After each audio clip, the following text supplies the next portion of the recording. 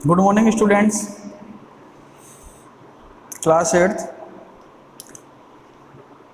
Today we are discussing our next chapter in science, and the chapter number is second, I think so.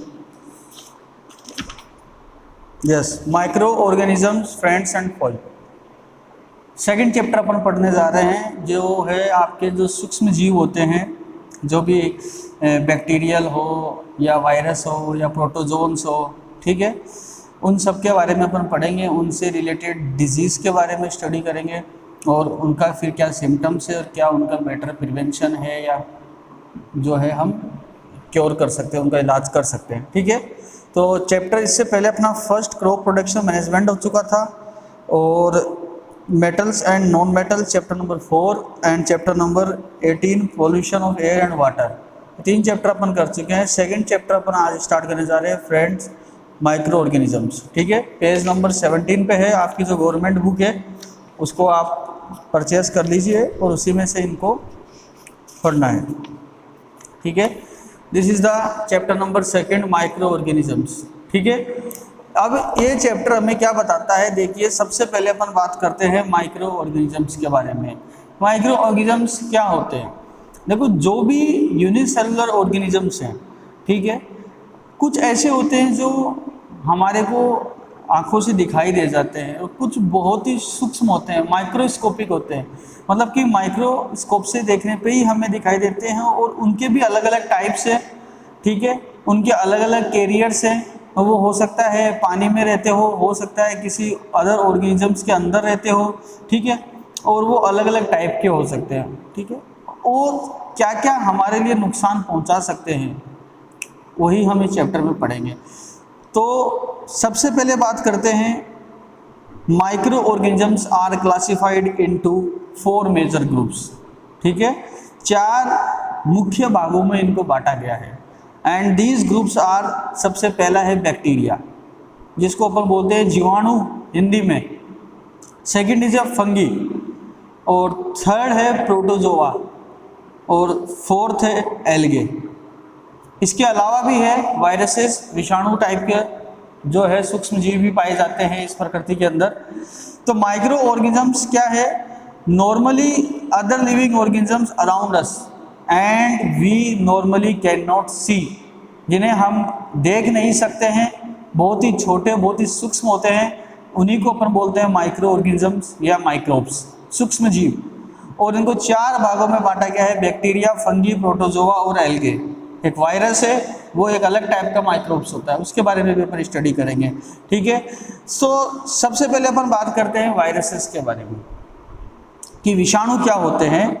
Virus are also microscopic, ये भी बहुत ही सूक्ष्म होते हैं, but are the different from other microorganisms. इनका जो structure है ये बाकी के माइक्रो ऑर्गेनिज्म से काफ़ी अलग होता है। अब क्या क्या इनका विशेषताएं होती है? They however reproduce only inside the cells of the host organism, ठीक है। अभी देखो, आपने कोविड-19 वायरस का नाम सुना है, और जिसकी वजह से ये सारे हालात पैदा हुए हैं। आज ऑनलाइन क्लासेस लेनी पड़ रही है, वरना कहाँ हम क्लास में बैठ के पढ़ रहे होते अब तक। वायरस की खासियत क्या है? ये आपको तभी नुकसान पहुंचाता है जब ये किसी दूसरी बॉडी में चला जाता है, मतलब कि इसको होस्ट चाहिए होता है पनपने के लिए, अपने आप को डेवलप करने के लिए, अपने आप को बढ़ाने के लिए। और ये होस्ट बॉडी जो होती है वो किसी की भी हो सकती है। आज कोविड-19 जो वायरस है उसके लिए होस्ट इंसान बन चुका है, हमारे अंदर तो आ रहा है कोरोना, ठीक है, और वो वायरस हमारे अंदर आकर के क्या कर रहा है वो सबको पता है, ठीक है। कैसे लोग मर रहे हैं, कैसे उनको ब्रीथिंग रेट में प्रॉब्लम हो रहा है, लंग्स में इन्फेक्शन हो रहा है, ठीक है। तो वायरस बहुत ही माइक्रोस्कोपिक होता है और आपको दिखाई भी नहीं देता कहाँ पर कोरोना का वायरस है। कहीं पे भी हो सकता है, किसी भी सरफेस पे हो सकता है। अननेसेसरी किसी चीज़ों को छुओ मत, बार बार हाथ को सैनिटाइज करिए, क्लीननेस का ध्यान रखिए। तो virus are the microscopic but are the different from other micro. ये बैक्टीरिया की से, एल्गे से, फंगी से अलग होते हैं। एक वायरस ही ऐसा माइक्रोनिज्म से जो बहुत घातक भी हो सकता है और जिसका इलाज ढूंढने में कई वर्षों लग जाते हैं, ठीक है। तो वायरस से रिलेटेड डिजीज़ भी अगर अपन आपके पढ़ेंगे तो सबसे ज़्यादा खतरनाक जो बीमारियाँ होती हैं वो वायरस से रिलेटेड ही होती है। Bacterial infection, bacterial disease, fungal infection, fungal disease और एल्गे, इनसे रिलेटेड, या पैरासाइटिक जैसे मलेरिया पैरासाइटिक डिजीज़ है, इनसे रिलेटेड जो भी डिजीज़ होती है वो सब ठीक हो जाती है या जल्दी रिकवर हो जाते हैं हम लोग। उनके एंटीबायोटिक्स हैं हमारे पास में, लेकिन वायरस का एंटीडोट बनाने में बहुत समय लग जाता है, बहुत ही लंबा प्रोसेस होता है वैक्सीन बनाना, उसको डेवलप करना। तो वायरस से रिलेटेड जो भी डिजीज़ है, अब कुछ वायरस होते हैं जो ज़्यादा हार्मफुल नहीं होते, उनकी वैक्सीन हमने बना ली है, हमें दी भी जाती है, लेकिन कुछ नए वायरस प्रकृति में आ जाते हैं और वो इतने ज़्यादा खतरनाक होते हैं, इलाज उनका अभी भी हमारे साइंटिस्ट ढूंढने में लगे हुए हैं। ठीक है, तो ये only inside the cells of host organism, host organism जो होता है उसकी सेल्स के अंदर जाके ही क्या करते हैं, रिप्रोडक्शन करते हैं। फिर ये 1 से 2, 2 से 4, 4 से 10 अपनी संख्या को बढ़ाने लगते हैं। एंड विच में बी ए बैक्टीरियम, ये हो सकता है एक बैक्टीरियम प्लांट में भी चले जाएं या फिर एनिमल में भी चले जाएं। ठीक है, अब कई बोल रहे हैं कोरोना वायरस चमगादड़ से है, तो चमगादड़ के अंदर था, उसके पंखों में था, उसके पंजों में था, उसके अंदर था, उसके ब्लड में था, वो इज द कैरियर, और वहाँ से वो इंसान में आ गया। ठीक है, तो ये वायरस किसी भी होस्ट बॉडी में जा सकते हैं, उसकी सेल्स में जा सकता है और वहाँ पर फिर जाने के बाद में वो रिप्रोडक्शन करता है। अब हो सकता है जिसकी बॉडी में जा रहा है उस पर 2 इफेक्ट हो सकते हैं, ये वायरस हो सकता है उसको नुकसान पहुँचाए, हो सकता है नहीं भी पहुँचाए। अब जैसे कोविड-19 कोरोना का वायरस है, वो जैसे ह्यूमंस में आया, इसके काफ़ी ज़्यादा नुकसान हम लोगों को झेलने पड़े, लेकिन इससे पहले किसकी बॉडी में था ये, इससे पहले किसकी बॉडी में था? सपोज दैट सब बोल रहे हैं, मिस्ट्री है कि चमगादड़ से आया, तो चमगादड़ तो नहीं खत्म हुए उस वायरस से। इट मीन्स चमगादड़ों के पास एक ऐसा एंटीडोट था उनकी बॉडी में, एक ऐसा एंटीजन सिस्टम था, एंटीबॉडी सिस्टम था, जो वो उस वायरस को अपने ऊपर हावी नहीं होने दे रहे थे। लेकिन जैसे ही हम लोगों ने उसका वायरस जो था चमगादड़ को, चाहे से चाइना वाले खाते हो, कुछ भी करते हो, वो हमारे अंदर आ गया। तो डिफरेंट थिंग्स है। होस्ट बॉडी, मेरा कहने का मतलब है वायरस किसी भी होस्ट बॉडी में लिविंग हो सकता है। उससे पहले वो किसी और एनिमल में था या किसी और प्लांट पे था या किसी और बैक्टीरिया में था। अगर उसे दूसरी बॉडी में जाने का सोर्स मिल जाता है तो वो उसमें चला जाता है। अब डिपेंड करता है वो उस बॉडी में जाकर के क्या नुकसान पहुंचाता है। हमारे को मोस्ट ऑफ दी जो वायरस है, ये सारी बीमारियां वाले हैं, ये नुकसान ही पहुंचाते हैं। अंदर जाते हैं, बहुत तेज़ी से अपने आप को मल्टीप्लाई करते हैं, बहुत तेज़ी से रिप्रोडक्शन करते हैं। और इनकी सबसे बड़ी खासियत क्या है? वायरस हमारी बॉडी में जाने के बाद हमारी बॉडी के सिस्टम के साथ खेलना शुरू करता है। इसको मारने के लिए हम कोई भी दवा लें, वो हमारे बॉडी की सेल्स को ही नुकसान पहुंचाएगी, because virus are working with the mechanism of our cell organism, या होस्ट बॉडी के सेल ऑर्गेनिजम्स के अकॉर्डिंगली वायरस का मैकेनिज्म होता है। समझ में आ रही है? जैसे हमारी कोशिकाएं काम करती है, वैसे ही सेल्स जो वायरस है अपने आप को डेवलप करता है और वो उसी हिसाब से, उसी पैटर्न से अपने आप को रिप्रोड्यूस करता है। उसी हिसाब से जो हमारे लिए हार्मफुल है वो अपने लिए भी हार्मफुल बना लेता है, जो हमारे लिए लाभदायक है वो उसको भी अपने लिए यूजफुल बना लेता है। सो हमारे सिस्टम में घुस जाता है, इसीलिए उसको मारना थोड़ा खतरनाक हो जाता है, क्योंकि उसको मारने के लिए कुछ भी अंट अगर दवाई दे दी हमने तो वो हमको भी नुकसान पहुंचा सकती है। So these are the complications on the viral disease. अब कुछ वायरस बहुत ही कमज़ोर होते हैं, हमारी एंटीबॉडी सिस्टम जो होता है बॉडी का, उसके सामने नहीं टिक पाते, इसलिए हमको ज़्यादा नुकसान ही होता। लेकिन कुछ काफ़ी स्ट्रॉन्ग होते हैं, ठीक है, जैसे कि अभी चल रहा है वर्तमान में, जैसे कि एड्स का वायरस है, HIV, ठीक है। तो आपको ऐसे ही वायरस से रिलेटेड कुछ कॉमन डिजीज़ हैं, जैसे कि आपको वायरस से रिलेटेड डिजीज़ में कोल्ड, बुखार हो जाता है, हमें फीवर हो जाता है, इन्फ्लुएंजा, फ्लू हो जाता है। ये मोस्ट ऑफ द कफ्स, आपके जो फेफड़ों में कफ आता है, ये किससे रिलेटेड डिजीज़ है? ये वायरस से रिलेटेड डिजीज़ है। एंड सीरियस डिजीज़ जो वायरस से रिलेटेड अब तक थी लेकिन अब नहीं रही है, जैसे कि पोलियो। आज भारत पोलियो मुक्त हो चुका है और हमने वैक्सीन बना लिया, और पहले ये बहुत खतरनाक बीमारी थी, वायरस से रिलेटेड थी, तो पोलियो का वैक्सीन वायरस को ख़त्म कर चुका है। इसके अलावा चिकन पॉक्स है, ये सब वायरस से रिलेटेड डिजीज़ थी। जो आज भी है चिकन पॉक्स आज भी होता है, लेकिन अब वैक्सीन आ गया है तो उसके टीके पहले ही बच्चों को लगा दिए जाते हैं। तो these are the related of the viral disease and disease like dysentery, malaria, ये जो डिजीज होती है ये होती है प्रोटोजोआ या protozoans, where are typhoid and the tuberculosis, ये कैसी डिजीज है आपकी, बैक्टीरियल डिजीज। तो अलग अलग टाइप की डिजीज है, उनके होने के कारण अलग अलग माइक्रो ऑर्गेनिजम्स हैं। जैसे मैंने आपको इन्फ्लुएंजा बताया, फ्लू बताया, ये आपको चिकन पॉक्स है, पोलियो है, ठीक है, अभी कोविड-19 चल रहा है, एड्स भी है। ये सारी बीमारियां वायरस से रिलेटेड है, मतलब कि एक ऐसा वायरस है जो इसको हमारी बॉडी में जाने के बाद में इन बीमारी का कारण बनता है।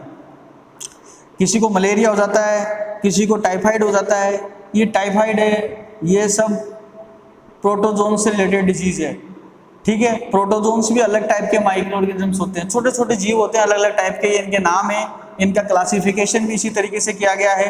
अब इनको प्रोटोजोन्स क्यों बोला गया, उसको वायरस क्यों बोला गया, these are not our study material in our according to syllabus, but ये आर द डिफरेंट ग्रुप्स। सबसे पहले हमने वायरस के बारे में पढ़ा, आफ्टर दैट मैं आपको उसके बाद में जो है प्रोटोजोन से रिलेटेड डिजीज बता रहा हूँ। प्रोटोजोन्स भी एक टाइप का माइक्रो ऑर्गेनिज्म ही होता है जो डिफरेंट सिचुएशंस में, पानी में भी पाया जा सकता है, कंटेमिनेटेड वाटर जो होता है गंदे पानी में, जिसकी वजह से आपको डायरिया वगैरह, फूड पॉइजनिंग जैसी बीमारियां हो सकती है। इसके अलावा मच्छर का जो ब्लड होता है, मॉस्किटो, फीमेल मॉस्किटो जिसका नाम सुना होगा आपने, मादा एनाफिलीज, फीमेल मॉस्किटो जो है एनाफिलीज मॉस्किटो, उसके ब्लड में प्रोटोजोन पाया जाता है। जब वो इंजेक्ट करता है वो मच्छर हमको काट जाता है, फीमेल मॉस्किटो, एनाफिलीज मॉस्किटो, तो हम मलेरिया का शिकार हो जाते हैं, ठीक है। उसके लिए फिर हमें विडाल टेस्ट कराना पड़ता है जांच वगैरह के लिए कि पैरासाइटिक डिजीज़ है, ठीक है। तो प्रोटोजोन से रिलेटेड डिजीज़ है। प्रोटोजोन्स जो है वो उस ब्लड में था, उस मच्छर के ब्लड में था, जो इंजेक्ट होने से हमारे ब्लड में आ गया, फिर वो डेवलप करता है हमारी बॉडी में और हमारे सेल्स को डैमेज करता है और उसके सिम्टम्स आने लगते हैं। फिर उससे रिलेटेड बॉडी के फंक्शन जब अफेक्टेड होते हैं उन सेल से रिलेटेड, तो हमको भूख ना लगना, उल्टी होना, बुखार आना, फीवर होना, कुछ भी सिम्टम्स हो सकते हैं। जो भी ऑर्गन वीक होगा उसके जो कार्य रुक जाएंगे, उसके जो फंक्शन रुक जाएंगे, उसी से रिलेटेड डिजीज सामने आने लगती है। तो वायरस से रिलेटेड डिजीज आपका influenza, flu, chicken pox, polio, AIDS, recently कोविड-19, ये सारी है। अगर प्रोटोजोन से रिलेटेड डिजीज की अगर अपन बात करें तो मलेरिया है, डिसेंट्री है, ठीक है। इसके बाद में अगर अपन बैक्टीरियल डिजीज की बात करें तो टीबी, ट्यूबरक्लोसिस, ठीक है, टाइफाइड, ये सारी बैक्टीरियल डिजीज है, ठीक है। एक टाइम पर टीबी बहुत ही खतरनाक बीमारी समझी जाती थी, खांसी, कफ, ब्लीडिंग आना, ये कैंसर का सिंबल माना जाता था, लेकिन आज टीबी का इलाज है डॉट्स, 3 महीने का रेगुलर कोर्स है, टीबी ठीक हो जाता है। बैक्टीरियल डिजीज है, ठीक है। बीमारी आती रहती है, जाती रहती है, लेकिन उसके साथ लड़ना कैसे है, सर्वाइव कैसे करना है, ये डिपेंड करता है हमारा खुद का बॉडी का इम्यूनिटी सिस्टम। जितना ज़्यादा आप स्ट्रॉन्ग रहोगे, हेल्दी रहोगे, फिट रहोगे, हेल्दी फूड लोगे, आपको उतना ही कम खतरा रहेगा इन बीमारियों का, और क्लीननेस का बहुत ध्यान रखना होगा। साथ ही साथ बैक्टीरियल डिजीज़ के बाद में हम बात करेंगे इनके बीमारियों से होने वाले क्या सिम्टम्स आते हैं सामने, और फिर इनका इलाज क्या है। जो पकड़ में आ चुकी है उनको तो पढ़ लें, जो नहीं आई है वो चल रही है आज भी हमारे प्रोसेस में, ठीक है। तो आगे बढ़ते हैं चैप्टर में। वायरस की बात करी, बैक्टीरियल डिजीज के कुछ एग्जांपल लिए, टीबी वगैरह है, टाइफाइड है, प्रोटोजोन से रिलेटेड मलेरिया, डिसेंट्री पढ़ा अपन ने, फंगल इन्फेक्शन भी देखेंगे अपन। फंगल इन्फेक्शन से होने वाली बीमारियां आपको पता है, कई तरह के बॉडी पे एलर्जी हो जाती है ना, दाद खुजली हो जाता है, रेशेस हो जाते हैं, फिर हम स्किन एलर्जी डॉक्टर्स को दिखाना पड़ता है। These are the fungal infection. इसके अलावा हमारे लंग्स में भी फंगल इन्फेक्शन हो सकता है, अस्थमा का प्रॉब्लम हो जाता है, ठीक है, एक फंगल बैक्टीरिया होता है उसकी वजह से होता है ऐसा। तो ये सारी डिजीज़ है, इन सबका ही हम चैप्टर में हमें पढ़ना है, उनसे हमें बचने के लिए क्या प्रिकॉशन है, क्या उपचार है, और उनके लिए क्या क्या, कोई टीका बन गया है, कोई वैक्सीन बन गया है मार्केट में, तो वो कब लिया जाता है, कौन सी उम्र में लिया जाता है, कितने बार लिया जाता है। This are the purpose of this chapter study. यही उद्देश्य है इस चैप्टर को पढ़ने का, और आज के माहौल के हिसाब से ये बहुत सुटेबल भी है आपके लिए। तो मेरे प्यारे विद्यार्थियों, आगे चलता हूँ मैं इस चैप्टर में, और आपको यहाँ पर कुछ इमेजेस बता रखी है सिर्फ देखनी है, रियल में तो अपन माइक्रोस्कोपिक से ही देख सकते हैं। ये माइक्रोस्कोपिक इमेजेस ही हैं जो बाय द साइंटिस्ट आपको प्रोवाइड कराई गई है। ये बैक्टीरिया की इमेजेस हैं, बैक्टीरिया का स्ट्रक्चर ऐसे होता है। अब किसी में भी हो सकता है बैक्टीरिया, ठीक है, कोई भी लिविंग सेल्स के अंदर अगर बैक्टीरिया है, जैसे मान लो आपको टाइफाइड है तो आपको बैक्टीरिया है, आपके ब्लड में ये इस टाइप के बैक्टीरिया दिखाई देंगे, लेकिन माइक्रोस्कोप से आपके ब्लड सेल्स जो होंगी उनमें दिखाई देंगे, ठीक है। इसके अलावा ये क्लाडोमोनास है, ये स्पाइरोगाइरा है, ये अमीबा है और ये पैरामीशियम, ये सारे के सारे यूनिसेलुलर ऑर्गेनिज्म है, ठीक है। इसके अलावा ब्रेड मोल्ड है, ये फंगी, ये एस्परगिलिस और ये पेनिसिलियम, ठीक है, ये सारे के सारे फंगी है। ये आपको दिखाई दे रहा है एस्परगिलिस, यही कारण बनता है अस्थमा का, ये सारे फंगल है। तो ये डिफरेंट टाइप के फंगल, प्रोटोजोन और बैक्टीरिया, इनकी इमेजेस हैं और ये बहुत ही माइक्रोस्कोपिक होते हैं। ये इमेज में आपको दिखाई दे रहे हैं बुक के अंदर, लेकिन डायग्राम में आपको रियलिटी में ऐसे दिखाई नहीं देंगे, ये माइक्रोस्कोप से देखने पे दिखाई देंगे। अब बात करते हैं where do micro organisms lives, कहाँ रहते हैं ये माइक्रो ऑर्गेनिजम्स।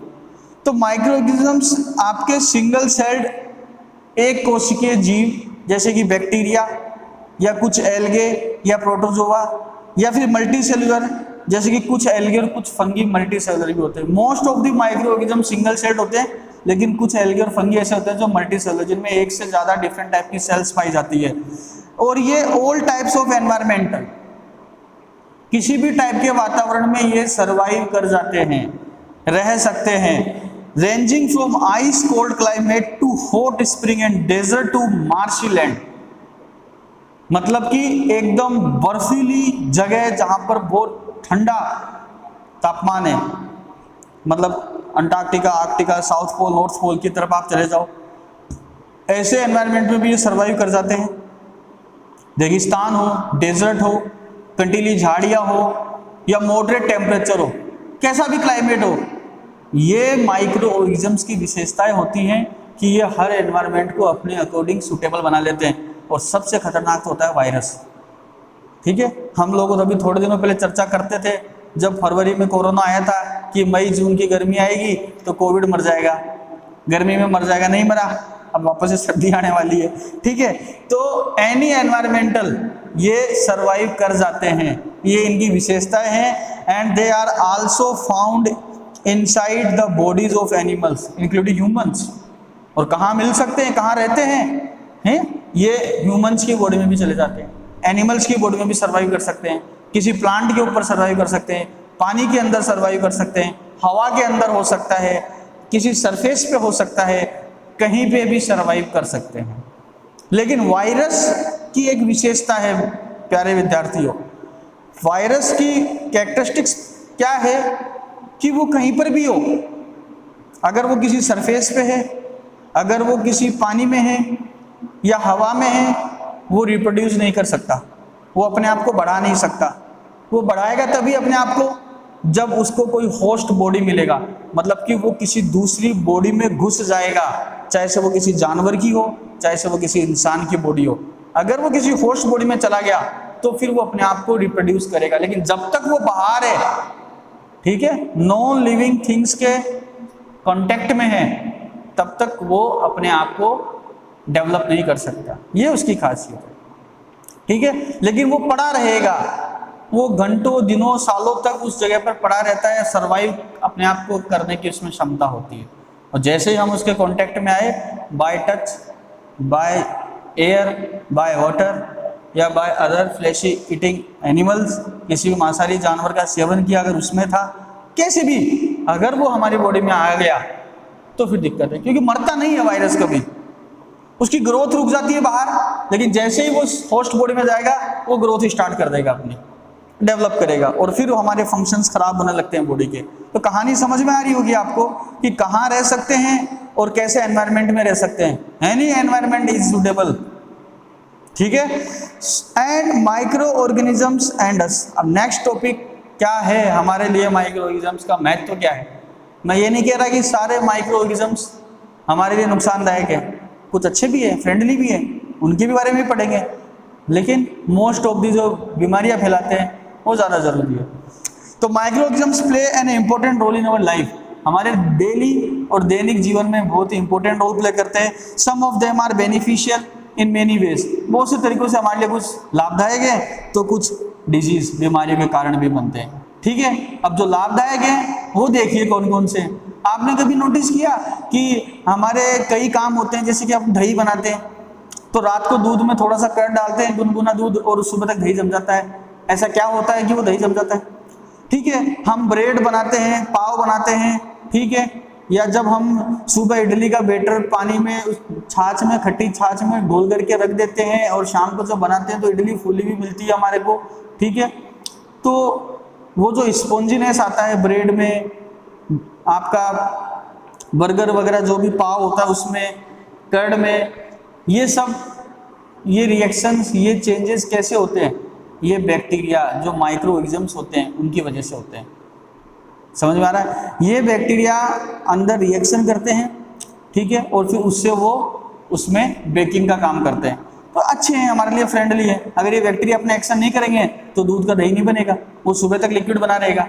अगर ये बैक्टीरिया एक्शन नहीं करेगा तो इडली का बैटर फूलेगा नहीं, अच्छी इडली नहीं बनेगी। अगर ये बैक्टीरिया एक्शन नहीं करेंगे तो फिर हमारा ब्रेड फूलेगा नहीं, हमारा पिज्जा का ब्रेड हो या बर्गर हो, पाव हो, कोई सा भी हो, वो फूलेगा नहीं, वो सॉफ्टनेस नहीं आएगी उसके अंदर। क्लियर है? तो कुछ माइक्रो ऑर्गेनिजम्स हमारे लिए फ्रेंडली हैं and they are also used in cleaning up the environment, और वातावरण को भी क्लीन करते हैं। फॉर एग्जांपल आपके जो वेजिटेबल पील्स हैं, छिलके हैं, जो भी एनिमल्स का फीसेस वगैरह है, इन सब को छोटे छोटे टुकड़ों में ब्रोक डाउन कर देते हैं और फिर उसको हम कंपोस्ट बोलते हैं। वो कंपोस्ट जब हमारी ज़मीन में डालते हैं तो मिट्टी में नाइट्रोजन की मात्रा बढ़ती है, फर्टिलिटी आती है लैंड में, एग्रीकल्चर के लिए अच्छा होता है। तो these are the friendly micro organisms. ठीक है, अब बात करते हैं कि दही जो बनता है वो किस बैक्टीरिया के एक्शन की वजह से बनता है। ठीक है, तो सबसे पहले बात करते हैं curd contains several micro organism. हमारे दही में कई तरह के सूक्ष्म जीव होते हैं, छोटे छोटे कीड़े, माइक्रोस्कोप से दिखाई देंगे आपको, लेकिन अच्छे हैं हमारे लिए। एंड ऑफ दीज, उनमें से एक बैक्टीरिया में लैक्टोबैसिलस, याद रखना कौन सा, lactobacillus promotes the formation of curd. ये जो लैक्टोबैसिलस है यही उस पूरे दूध को रात भर में दही बना देता है एंड मल्टीप्लाई करता है। जैसे ही थोड़ा सा दही डालते हैं दूध में, मल्टीप्लाई करके करके करके अपनी संख्या बढ़ा लेता है, सारे को मिल्क को कर्ड में कन्वर्ट कर देता है। Bacteria also involve the making of चीज, चीज भी हम इसी तरीके से बनाते हैं। Pickles and many other food items, important ingredients जैसे कि रवा है आपका, सूजी इडली है, भटूरा है, इन सब में हम कर्ड डालते हैं, खटाई डालते हैं। क्यों डालते हैं? सूजी का बैटर बनाते हैं तो खटाई डालते हैं, छोले भटूरे बनाते हैं मैदा लगाते हैं तो उसमें कर्ड डालते हैं, खट्टा दही डालते हैं। ठीक है, ब्रेड बनाते हैं तो डालते हैं। क्यों डालते हैं? क्योंकि उसमें जो आपका बैक्टीरिया होता है वो उसको स्पॉन्जी और उसको बैटर को और स्मूथ बनाने में काम करता है। तो ये सारे के सारे फ्रेंडली बैक्टीरिया हैं हमारे लिए, माइक्रो ऑर्गेनिजम्स हैं। ठीक है, ऐसे yeast reproduce rapidly and produce the carbon dioxide during the representation. जब हम यीस्ट का पाउडर डालते हैं, जब हम ब्रेड वगैरह बनाते हैं तो ईस्ट पाउडर डालते हैं, हमारा जो भी बैटर होता है मैदा वगैरह का, उससे क्या होता है, कार्बन डाइऑक्साइड गैस बनता है और एक रेस्पिरेशन स्टार्ट हो जाता है बबल्स की फॉर्म में, और गैस जो है वो फिल हो जाती है। हमारा जो भी बैटर था, चाहे से वो सूजी का हो किसी का भी हो, उसके अंदर वॉल्यूम बढ़ जाता है, गैस फिल हो जाती है, फ्लफी हो जाता है। फ्लफी मतलब फूल जाता है, ऐसे जैसे दबाएंगे तो ऐसा लगेगा हवा भरी हुई थी निकल गई। ब्रेड को, पिज्ज़ा की ब्रेड हो, बर्गर की ब्रेड हो, पाव हो, फ्लफी होता है। क्यों होता है? ईस्ट पाउडर डाल देते हैं। ईस्ट क्या करता है, उसको बेक कर देता है। इसी तरह से हमारे पेस्ट्री और केक्स बनते हैं। ठीक है, तो ये सारे के सारे कॉमर्शियल यूज है माइक्रो ऑर्गेनिजम्स के, और कॉमर्शियल लेवल पर ये काम करते हैं अपन। ठीक है, एल्कोहल बनाते हैं अपन, शुगर बनाते हैं अपन। शुगर का जब फर्मेंटेशन कर दिया जाता है, उसको सड़ा दिया जाता है। ठीक है, अलग अलग फॉर जो आपके ग्रेन्स हैं या आपके फ्रूट्स हैं, ग्रेप्स है, एप्पल है, गुआवा है, ऑरेंज है, इनको फर्मेंटेड करके, इनको सड़ा करके, इसमें ईस्ट का पाउडर डाल करके कई दिनों तक कंटेनर में बंद रख करके जो गैस बबल बनता है, उससे बाद में जो बच जाता है फर्मेंटेड होने के बाद में लिक्विड, वो एल्कोहल, उसमें एल्कोहल होता है। फिर उसका डिस्टिलेशन किया जाता है केमिकली, उस डिस्टिलेशन करके उसमें उसकी एल्कोहल की कंसंट्रेशन को बढ़ाया जाता है, मतलब कि वाटर को रिमूव किया जाता है। पूरा तो एल्कोहल नहीं है, फिर कितना एल्कोहल हमको रखना है, 40%, 45, 50%, उसके अकॉर्डिंग हम एल्कोहल निकाल लेते हैं। उसको फिर हम हमारी जो भी ड्रिंक्स वगैरह आती है उसमें यूज़ करते हैं। These are the commercial use of the micro organisms. ऐसे ही मेडिकल यूज भी है, बहुत से हम एंटीबायोटिक्स बनाते हैं, ठीक है, कई बीमारियों के इलाज करने में हमारे को हेल्प करी है बैक्टीरिया ने, वो बाद में पढ़ेंगे अपन कौन से बैक्टीरिया हैं जिनसे हमने कई तरह की एंटीबायोटिक्स की डिस्कवरी करी, कौन से ऐसे साइंटिस्ट थे, ठीक है। तो ये आज का आपका यहाँ तक का कॉमर्शियल यूज जो था, यहाँ तक का मैंने आपको बता दिया है। Louis Pasteur discovered fermentation 1857। ये जो अल्कोहल बनाने का तरीका था, जो आज भी बनाते आ रहे अपन फर्मेंटेशन प्रोसेस से, लुईस पाश्चर ने बताया था, ठीक है। तो यहाँ तक आप इस चैप्टर को रीड करोगे, केयरफुली अंडरस्टैंड और समझोगे, आगे का मैं इसको नेक्स्ट क्लास में आपको पढ़ाऊंगा, ठीक है। और ये जो मैंने आपको पिछले वर्क में आपको ये टेबल 2.1 और 2.2 होमवर्क में दिया था, इस टेबल को आपने कर लिया होगा, बस इसको एक बार लर्न कर लेना। जैसे अपन चैप्टर आगे पढ़ते जाएंगे ये टेबल आपको समझ में आ जाएगा पूरा का पूरा, ठीक है। आज के लिए इतना ही है, धन्यवाद।